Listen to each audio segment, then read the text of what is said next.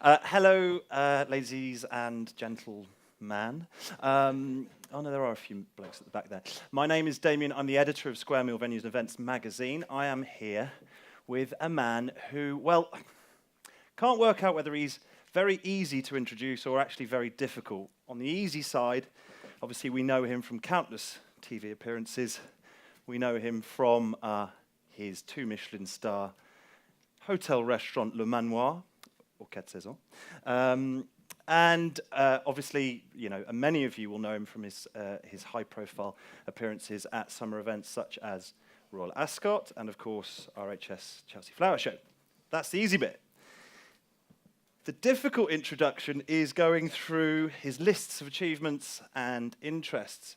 So difficult, in fact, that however hard I tried, I could not remember them all without having my little notepad here. So if you will bear with me, in front of us, ladies and gentlemen, we have a chef, a TV celebrity, an entrepreneur, a French knight, le Légion d'honneur.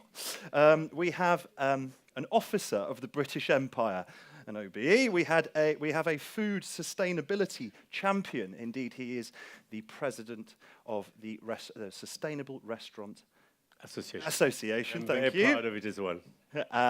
We have a menu maker, we have an expert wine pairer, we have a gardening enthusiast, we have a teacher. Indeed, he now has, around the planet, 38 Michelin-starred chefs who have worked under him at some point, or who he has taught. And, of course, we now have a highly active event catering professional. Excuse me. I am not a caterer, okay. Certainly involved in event, but if you could maybe change the title from caterer, from event manager, event creator, and creating something beautiful. Not okay. My apologies. Caterer. Raymond. I've got a long list to work with there, okay? Anyway, event professional, we'll leave out the C word. Anyway, ladies and gentlemen, Mr. Raymond Blanc, OBE. Let's clap again, please. Thank you very much. You have forgotten quite a number of other activities. Oh, come on. I'm a mycologist. I'm interested very much in the culture of mushrooms, of bees. Okay, interested into apple trees. I'm a part-time publican. Okay, a good papa. Very proud to be. I've got 2 wonderful sons who love me. I love them back. Okay, and a lot of things. And all the rest, I'm pretty bad at everything else. Here it is. So there you go, a pretty hefty list of accolades there. So just to explain a little bit about what we're going to do, I'm going to ask some questions. I'm specifically interested with Raymond as to why he has moved, in part, from the very chic world of restaurants into our little dominion of events. You know, obviously we know that he's been doing a lot of hospitality-based stuff, but now that is sort of beginning to broaden out into corporate and private events, something that I hope that you guys will find very interesting. Just so you know, we will allow, say, 5-10 minutes at the end for all of your questions, so think them up as we go along. Anyway, so, Mr. Blanc. Damien, me. I was considering doing this in French, but then we realised it would be a little bit alienating, so we'll do it in English. Event catering, sometimes perceived perhaps as less glamorous than its restaurant equivalent. You seem to be very now involved in the events industry, though. What is it that it attracts you? Well, what started me to do event? Well, I've done event for the last 40 years, effectively. You've got to remember I came in Gabet in 1972, okay, so that goes a long way. And at Belmont Le Manoir Quat Saisons, we have a private dining where we create small-scale event, okay, all the time, very bespoke parties for guests who want to create a wonderful event for their loved one, the families, of our business partners, and I love that idea of entertaining at all levels. Okay, so what drew me effectively to event management, okay, is really the enjoyment that I took as well. And of course, that enjoyment can translate in pretty good profit, because everyone will know when you work à la carte in a restaurant, your profit line is not quite the same if you have 1,000 guests, so you have, obviously there's always that element as well, but mostly because I love people, I love what I do, and when I say I love people, I love the guests, the team who work with me, and of course the guests to whom I curate this party. And that is so important. That total stranger who I don't even know, I will, with my team, give my best and my very best. And when I put my name onto an event, I give more than that. It's not just an element which is about decoration. It's I'm involved. I mean, seriously involved in all what I do. And you may wonder, how do you do it, Raymond? Well, sometimes it's pretty tough. I hope that's a bit of a question. I think so, certainly. But if I've got to start again. With it. No, that's fine. And within sort of that idea, one thing that we write about a lot is the food and drink proposition at events. What I'm interested in is how you maintain from a restaurant context into an event one the quality. How do you manage to deliver very good quality food, or let's say comparable to something that you would get in La Manoir for sometimes thousands of people? Yeah. First, I'm looking at you. You are my customer. You are my guest. I would prefer the word guest because it implies an element of hospitality, of caring, of nurturing. Okay? And I'm looking at you, and all of you now are guests who you are stressed, you work very hard, you are totally, ignorance is replaced now by knowledge. You are knowledgeable. You are very well traveled. You are aware there's a great expectation in today's world of event. And the world of event, not too long ago, was very much about catering, mass catering. And one forgets the love, one forgets the training, one forgets the hospitality, one forgets the major important pieces which makes an event special. Okay, so what I do effectively, and I don't remember your questions, but I'll try to answer it. Restaurant quality food in an event. You can translate definitely quality food, maybe not on a 2-star Michelin for 1,000 guests. Although if you give me the money, I will, with my team. Okay, because it's all to do as well with budgets. We all know it. Okay, so what you need to have first is a great team. You need to have a great plan. That means a plan is very important. I don't have a plan. Do I have a plan? No, I don't have a plan. I thought I had a plan. Yes, I have a plan. Yes. No, I don't. That's not this plan. It's a wrong plan. Okay. But you have to have a whole.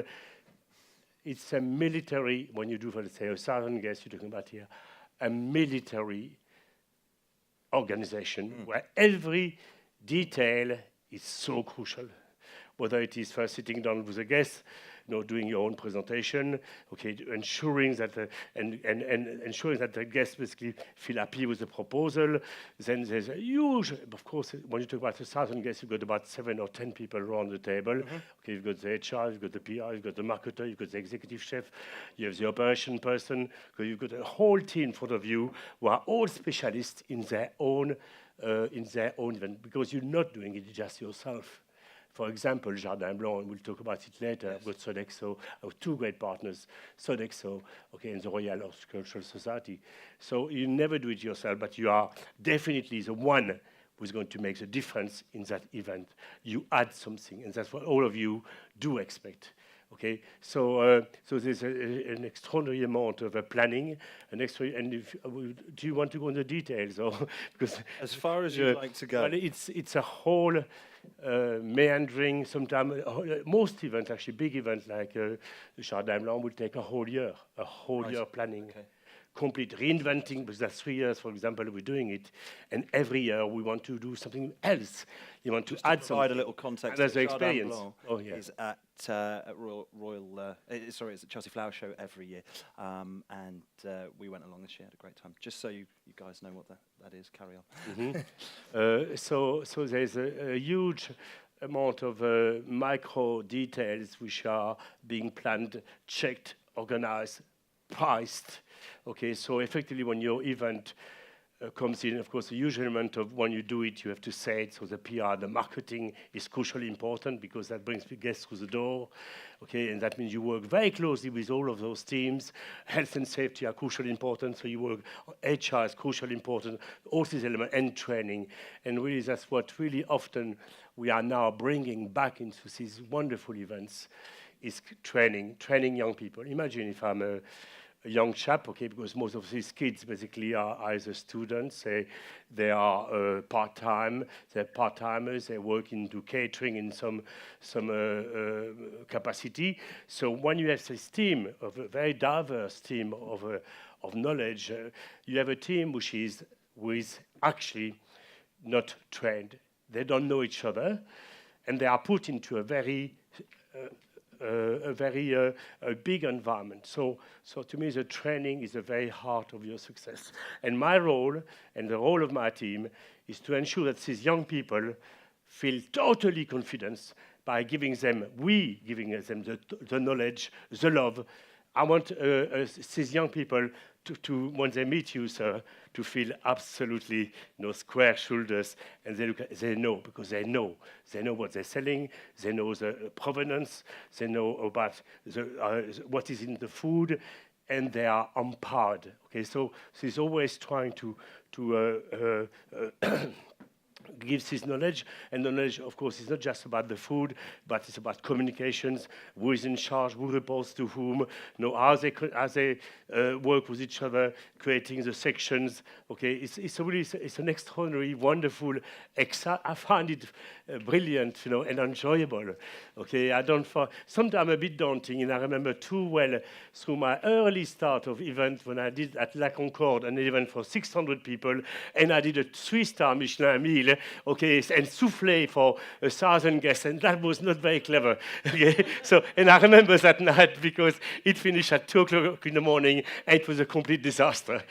And then I had all the heads, I had the President of the Republic, I had everyone you wouldn't want to see in front of this disaster. So I have learned a lot. He's really taking stock, he's learning, he's progressing, but it's always about planning, working with a great partner who understands you as well, your values. And the values is today, in today's world, is getting more and more important. Today, we want a responsible luxury. The old luxury of before, full of gold and trappings, and where all the outside was important, nobody cared about the inside, that is over. Well, at least I believe so. That's what I do. That means the values inside are crucially important. Where the food comes from, what's in it, a connection with environment, how do I manage waste, how do I manage energy, and I pass that to my team. They are also responsible, not just me, not just my close team, my generals and my field marshals. I've got only 2, but they're great. If you knew Adam and Dan, my God, they can lead armies, okay? Because they've been trained. I worked with them for 17 years. And the other one for 12 years. So I've got some small team of 4 or 5 people. And of course, my lovely Lydia here was an ex-Jamie Oliver number 2, okay, who looks after, who's the director of the business of Raymond Blanc Consultancy. So if you want to connect with me, Lydia is just around here. She's in the right at the back here. And she will, of course, look at the contractual side of the relationship. Because there's all these building blocks which makes an event proper. If you have a bad contract, you are in serious trouble. Okay, so it's really looking at all of these elements and to have the competencies to ensure that at all level, be it operation, design, because of course, I didn't talk about that, but it's not just about the food. And that's what is changing in event. Training is changing. Okay, so more and more the event companies are looking at giving an experience to the guests. Now, it's not about catering anymore. It's really about trying to do fine dining, okay, and give a true experience to guests who have changed as well. So not only these modern guests don't want anymore that corporate environment, where everyone was tied up in ties and 2 ties and all, in triple suits and so on. It's over, and you create an aseptic environment, which is all about good manners, and you know, you want joy, you want fun, you want celebration. That's what I try to provide my guests, and I always try to provide an element of fun where guests can come in and say, wow, I feel well. Whether it is at my place, Belmont Le Manoir Quat Saisons, or Barcy Blanc, I want to create an environment where guests feel well. Because when you feel well, you can start to relax. When you start relaxing, you can start to talk to your friend, okay, that perfect stranger across you, the table, and you are suddenly creating something fun. I like to create... pardon, yes. That's finished. Thank you very much. I think was a comprehensive answer. Thank you very much. It's a short answer. Sit back down now. Yes, anyway, so on the subject of that degree of things changing, right? I was going to talk a little bit about what the greatest challenges were, and perhaps this is sort of related, but I would like, and I hope our guests would like to know a little bit, in your opinion, about changing trends within the event context with food. So you've already just mentioned that people are expecting a whole lot more now. Yeah. But is there anything specific that you can pick out that you are noticing as a trend or something that people are asking more frequently now? Yes, there are many. Just to think of a few, people like this idea of sharing plates. You know, there's more convivial, it's fun, it's celebratory. The problem with sharing plates, that can be a real pigsty after 3 guests using them. So you have to create new elements of aesthetics, so you effectively pick up an element and the rest is not destroyed. Okay, but so sharing plates are very important. I think more and more the food is simple, a degree of simplicity, but we all know that simplicity is always complicated. Okay, yes. What sort of dishes, for example, would be a classic, simple and yet complicated dish? I don't know. I just one of my great classics, which is a low cooking temperature salmon, or it could be egg, or it could be monkfish. Okay, so it's slow cooked. You can smoke it lightly. You can put all sorts of different herbs in it, with a lemon or absinthe or just jasmine, whatever flavor you want. And I think this element of see, the guests today expect 1,000,000 times more than even yesterday, because of that knowledge, because of London is an extraordinary food scene, okay, which is made of so many microcultures. You know, it's incredible. It's exciting. That's why I always say I'm 150% of a Frenchman, and you may not understand why, because the mathematics don't make sense. But when I mean 150% of a Frenchman, yes, I am completely 100% of a Frenchman. And the other 50%, well, it is you who has given it to me. You who have enriched me, who have given your certain of your values, whether it is pragmatism, whether it is knowing how to queue, how to laugh about yourself, and also about food as well, because you are living in a very multicultural world, especially in London. So that means my food is very much, and through my travels, is very much impressed by other cultures from elsewhere, but always not just grabbing a culture and fusing it, no, always with respect for the other culture, with deep understanding. And you will see that in my gardens. I've got 11 gardens at Le Manoir, and 6 of them come from elsewhere. In the bedrooms, you've got about 12 bedrooms, which come from Japan, China, the north part of Chiang Mai, from the Mount Kinabalu, and great stories, real as well. Everything is real. So it's not just taking a culture, it's just adding something to it, enriching your own cultures with somebody else. And I think the modern guest is looking for experiences, and part of the experience must be adventure. To taste something new, to taste something exciting, to taste which you know that your client will be happy. To have that, when we do that first tasting together, you know your client say, oh, and then of course flexibility, okay, because today's guests want choice. So they say, Raymond, I don't like that, I want something else. Okay, what do you want? And we can always. Because if you don't have that element of goodwill and you have that rigidity, I think you are in trouble. Okay, and I think we have enough creativity to not to give 1,000 people totally different. Sorry, what's it? Different food, of course not. But there's certainly flexibility is a very crucial part of it as well. I think vegetarian. It's a terrible word, vegetarian. It's a terrible word because So French. food made with vegetables can be so delicious. And a number of chefs have already proven it, like Bruno Loubet, like in France, my lovely friend, I don't remember his name, but yeah, I know it's a lovely friend, truly. But he's a great guy. So I'll come back later.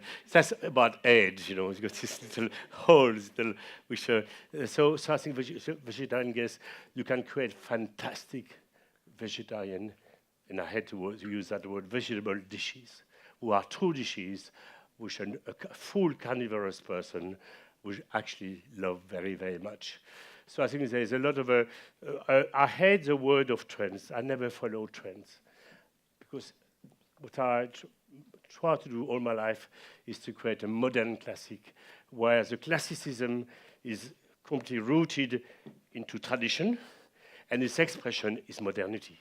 And it's ever changing, not following trends. I mean, today that's the year of the peas or the bean. No, following the real trends. How my guests are evaluating what kind of luxuries they want, what food do they want, you know, what kind of environment do they want, you know. So things which are more fundamental and important, and things which don't change every 5 minutes. Raymond, let me ask sorry, you. sorry to be. No, it's all right. It's free. Sure. So just taking over here. On the subject of the food, would you say for events, obviously very different environment to somewhere like a restaurant, I mean, what's important? I mean, I guess the obvious answer is everything, but what is important? Should it really look good straight away? Is it about the simple flavors? Should it be easy to eat? And, you know, what is it? Yes, of course, finger foods, again, that's a hugely important, I didn't mention it, but finger food is extraordinary textile and fun. Okay, as long as it's not too greasy. If you've got something, you pick up something fried and it's all good. No, you won't like that at all, and your customer neither. Okay, so I think finger food is certainly a huge element of conviviality because you can move around with a little plate. You know, you don't have to sit down and only talk to two people. Okay, so that element as well as a customer, and you are all, I believe, customers. Possible customers and event planners and so on. So this idea of finger food, yes, is brilliant, absolutely brilliant. But yet it's interesting. We have not yet satisfactorily created an element, okay, of both the wine and the food together, which is easy to handle.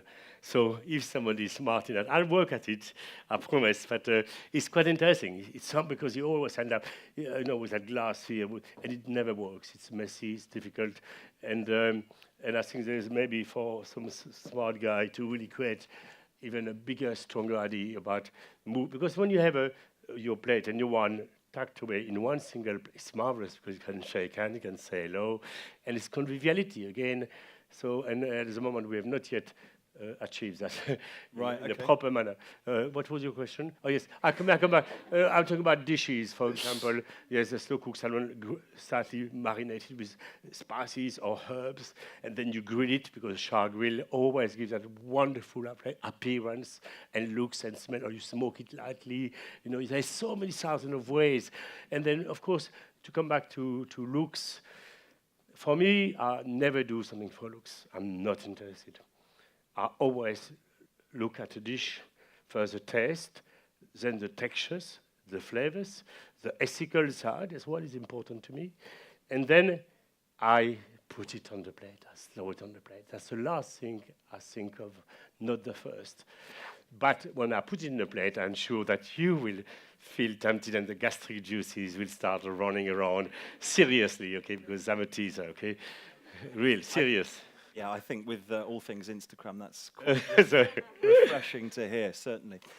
Tell us about, obviously, as I mentioned before, you've been very busy this summer at Chelsea Flower Show, Royal Ascot. Tell us about Jardin Blanc. How did it go? And if these guys would consider booking that hospitality next year, what is the sort of thing that they could expect?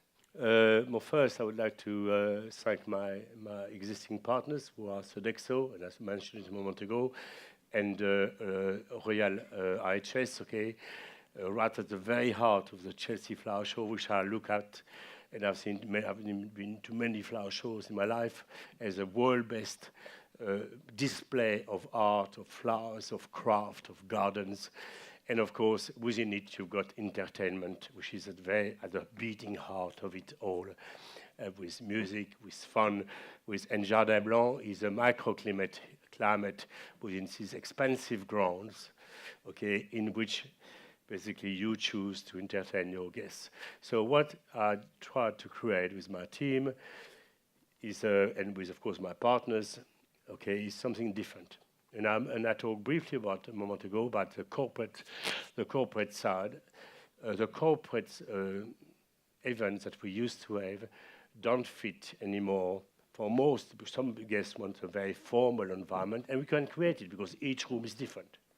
So according to what you want, we'll actually create an environment for you, okay? But most of the guests we found out that don't want anymore this restrictive, very stiff corporate side, where because you are stressed, you have to give more to your banker, more to your staff, more to everyone. You never see your partners, your loved one. So when you go out and for this feast, it must be a feast. It must be a total celebration. It must be. I try to create always something childlike, you know, and very much. In the mall, not quite a Harry Potter because I'm not as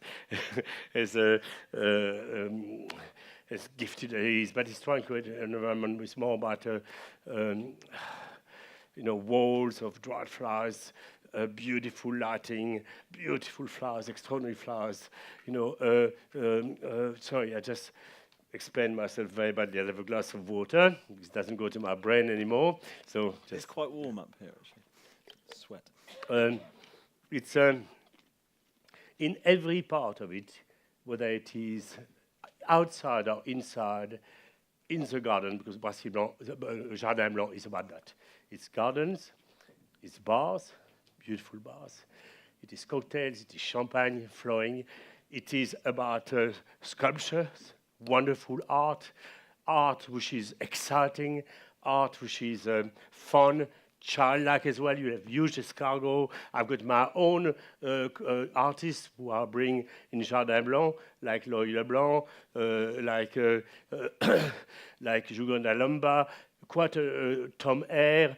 Okay, these are made from Tom Hare. There are some mushrooms which are, and it's not a magic mushroom, thank God. It's a mushroom which is about 7 meters tall, and different shapes and also more. So you come in this environment, artichoke, okay, 3.5 meter tall artichokes that Loïc Leblanc did create for me.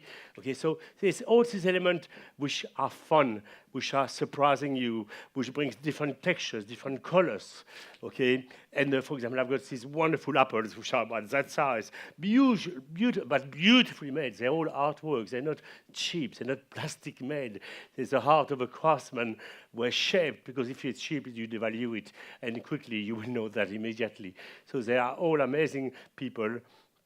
And we've got about 17 artists this year exposing their work within. So that element of outside, there's pétanque games, there's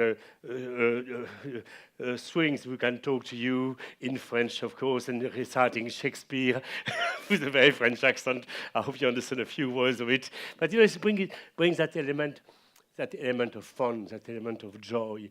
Okay, in the design, in the garden. The garden, there's a lot of me.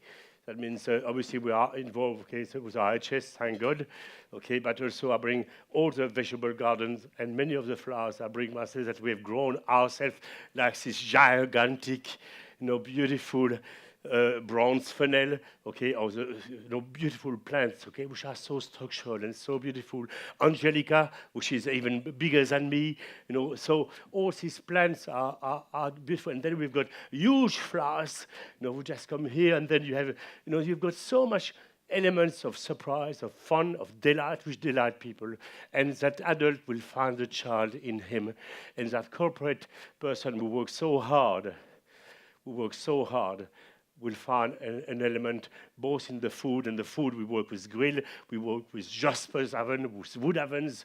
There's a big number of great elements, of food, okay, which are different from steam to charcoal to wood, okay, which are sorry, are you okay? I'm absolutely fine. Yeah, I'm chilling. You carry on, mate. No, I just saw that food's not going like that. I just on the That's the secret sign. I just on the Damien. I can go out, but it's okay. To be honest, it sounds, pretty good. And of course, on the food side, there will be many menus, different offers for many guests. Okay, that element, of course, is crucially important to be able, if you want, for example, to have a guitarist or a whole DJ for yourself, we can organize it as well. All that element of flexibility, because today is over the time where you take that card and say, that's for you, that's what you get, over. Okay, that means we need to be extremely flexible and always trying to surprise the guests. And I love this world, the world of entertainment, that's the world of fun, it's the world of people. And what we try to do, again, I repeat myself because I'm an old man, but I enjoy giving that moment with my team. And that's what we do best, whether it is at Le Manoir, or here. Okay, so the restaurant as well will be fun. For example, there's a little element on the stand M26, please, where you have the beautiful Georgia who works with me, who chaperones me during the whole event. Poor girl, who chaperones me. Okay, at the Jardin Blanc event. Okay. And she's downstairs on stand M26. So you can have a little flavor of the design, of the elements that we've put together. And of course, you work with a great team, you work with your partner closely. There's no way I could do 6,000 guests, okay, in 4 days without the support of your partner. So great communication with Sodexo. We follow every dish before. I don't give a recipe. I give a recipe, then I'll be in the kitchen. Oh, yes, to check up that his recipe is done exactly as I want it to be. Because if it is not, and if it's done mass market, we are in trouble. Or I am in trouble, okay? And then you lose trust in me, okay? So there's an huge element of working together on the planning with the IHS as well, on the flowers. It's a really fantastic work, and I like that as well. I'm a team. I'm not a... You talked to me a moment ago. What did you say? What word did you say to me? When? I was egocentrist or something. What did you say? No, it was lovely. Don't worry. We know your list of accolades. Yes, do that again at the end of No, certainly not. But, sorry, let me just intervene. Just on the subject of the stand, Jardin Blanc, which is, as Raymond has said, M26. It's not just Jardin Blanc that he is happy to speak about. One of the things that we want to speak about today is that he is actually expanding into events of all varieties, not just hospitality at the summer sort of the big hitters. So, just perhaps as a last question, why don't you tell us about the types of events that you've been working with recently, and what potentially, if these guys sort of collaborated with you, what they could expect, and what your ambitions for that side of your business is. I think we can cater. Just getting you here. No reaction. Okay, I can cook for 10 kids. Once a great children party, and I will create all the elements, be it design, be it the choice of hats and whatever, or if it's on screen, I will do that. I will do, if you have a party of 1,000, okay, guests.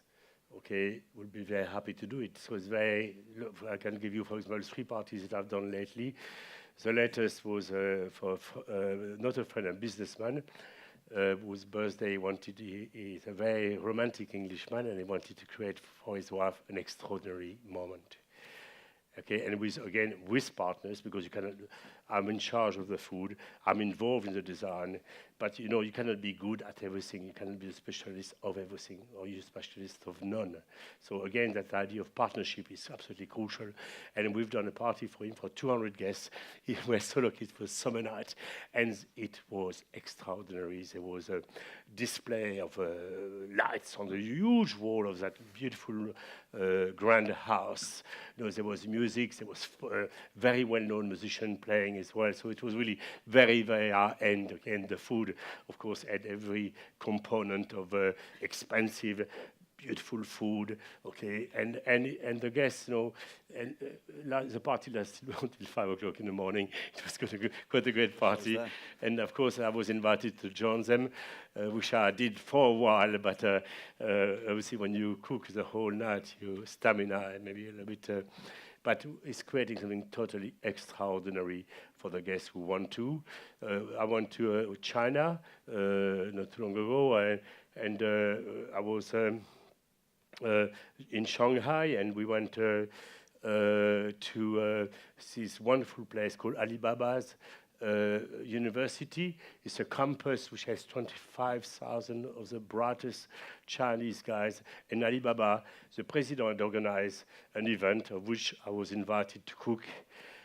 It was quite amazing because we had 10 million people streaming online on the cooking side. Okay, and that was completely fantastic. Really, and I discovered another culture. So then I did in the Botanic Gardens of Singapore last year, which was a fantastic party done with the government and so on. And we had a marquee where the heat was about 55 degrees. It was really, and humid, very humid. And of course, that caused a few problems on the food. But we managed to create a party, to see his guests too, and that was beautiful. It was a small party. It was really about botanics, a bit like the IHS, very much like the IHS. And we had about 40 of the greatest gardeners of the Southeast Asia. What a beautiful party. Okay, and of course you've got all the dignitaries of the Singapore and other countries of Southeast Asia, and we created a food really to die for. It was a joy to do it. It was very demanding because you put yourself, you are completely outside of your environment, and you have to do with what you have, okay, or within your budget. And sometimes it can be very difficult, challenging, but with goodwill and with your, again, depending on your team, you can create something quite very special. Lovely. And we do. So we are involved in many. I'll stop you there. Right, question time, everybody. Hands up. I see a lady on the left. In green up the front, please. Yeah? It's a joy to hear you have such enthusiasm and for you to really use your talents and just grow in what you've been doing. And my question is going right back to when you were young. I know you cooked a lot with your mother and you really enjoyed all of that kind of stuff. What was the very first dish you learned to cook? And also, what was the very last dish that you created? The first dish, basically, that I learned how to cook was very much inspired by Mom because cheese was inexpensive. I come from a working class family, not a rich working class family, a poor working class family. My papa built his own house, okay, with his hands, cutting the stone, grinding them up into plots and build his house. He asked General de Gaulle. General de Gaulle at that time was saying to France needs some children. So my papa, yes, sir, I'll give you 7. He went to my mama and said, no more, it's not 7, 5. So he built a house for 5, okay, and created a huge garden, almost as big as the Manoir, and that garden would feed the whole family.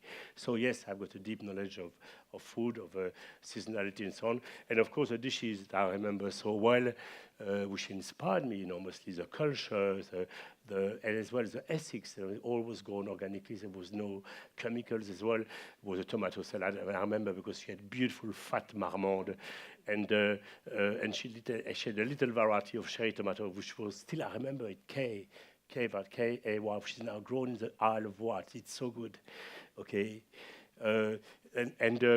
And she would do a lovely tomato salad, and she would season it before putting the dressing.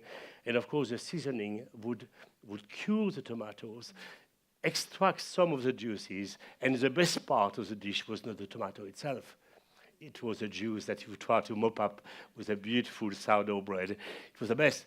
And for years, I tried to recreate this dish. And there's a lovely little book which is called Taste of My Life, which explains this lovely little event where basically for a year or so, I tried to recreate this essence, this flavor of this beautiful extraction of jus. And I failed miserably until I saw someone, one of my pâtissiers, was doing gelée, that recipe again from my mom, raspberry gelée. And he had this bag, this muslin bag, double muslin. So that's it. Hurrah! That's it. So I chop the tomatoes, put that in a RoboCoupe. I give you a recipe here. 1.5 kilograms of tomato, 3 batches, 500 grams each, RoboCoupe. Chop them up in half first. In the RoboCoupe, don't puree them because you get the chlorophyll. If you get the chlorophyll, you have the color. The color as well has got chemicals inside which are quite bitter. Okay, so you want the heart, remember. You don't want the outside. Remember the outside of these. We want the inside. Okay, so chop them in half. RoboCoupe, just half a second, just to crush them lightly. Put them together into a bowl. You put a bit of basilic, 5 pinches of salt, no more than 3.5 grams. So 1 pinch is 3 fingers. That's 1 gram. You can practice. It's good. It's a very good little trick. Okay, pepper, a bit of Worcester sauce, Tabasco. Marinate it for 12 hours.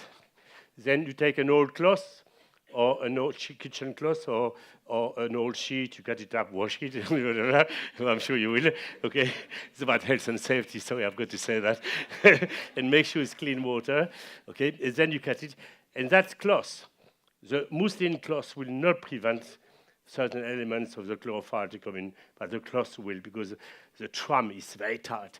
And you put it like that, from all of it in here, and you just let it drip.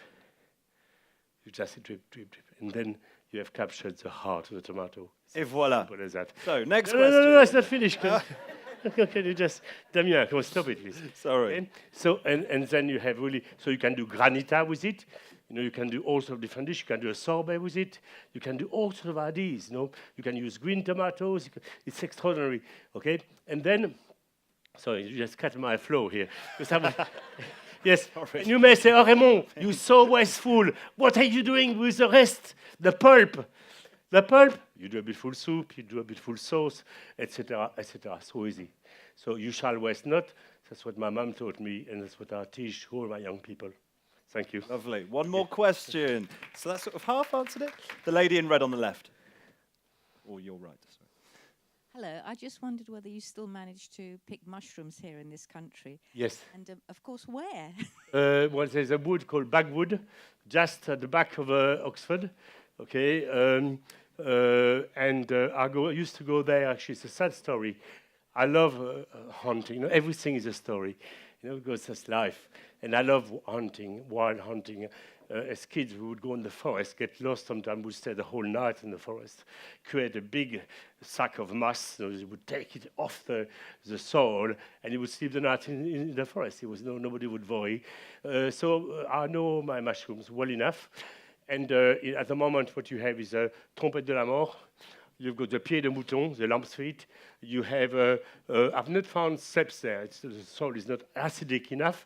Okay, so black trumpets, you have the girole, okay, and that's the 3 main mushrooms that you have at the moment. And I remember because I used to go and pick these mushrooms with my friend. I'm so bad. Oh my God. No, it's very sad because we always used to go together, and it's called Nick, and we go mushrooming together, and that young man died at the age of 30. And I've done some beautiful mushroom for him, which is in our Valley of Wild Mushrooms. Okay, 3 beautiful done by Loy Leblanc for Nick.